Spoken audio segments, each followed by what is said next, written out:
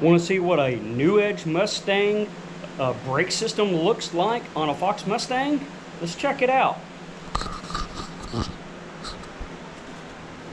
There we go. Let's look at the details, starting with the old stuff. So this is the old system right here. You see that that's a regular spindle style. We got our control arm, which is very, very similar right there. And we got our 4-lug rotor right there. Let's come over here and see what the New Edge stuff looks like after I turn the fan off. You might want to hear something other than fan.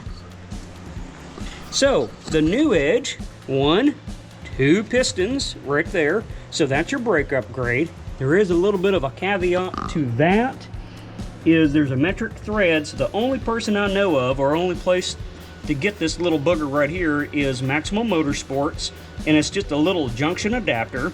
And you can see this has been on here for years, no leaking, it works fine. So that's how you do the brake part of that. You can just get the spindle, like what you see right here. You will need to do the SN95 New Edge ball joint. I didn't go about that. I got the New Edge control arm. I got the New Edge spindle right here. I got the New Edge caliper. All as one little kit, and of course the bracket. And what I did is, you can see back in there, the red, I replaced the bushings with poly bushings, replaced my ball joint, and there I'm pretty much ready to go. However, this system is wider, about 1 3/4 inches wider right there, right? So I also did the tie rod in, inner and outer, for the SN95. Let's look over here. So I said it was about 1 3/4 inches wider, and the control arm is 1 inch of that. So if you didn't do the control arm method, if you just did the spindle bracket ball joint method, then you would get only 3/4 inch wider.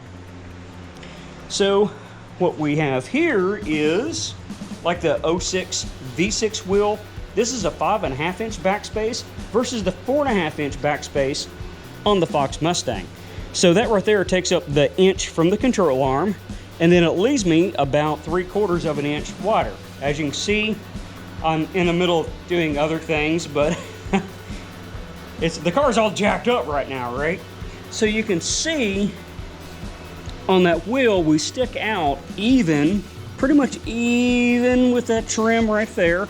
So it gives a lot wider stance. So that's about 1.5 inches wider stance overall.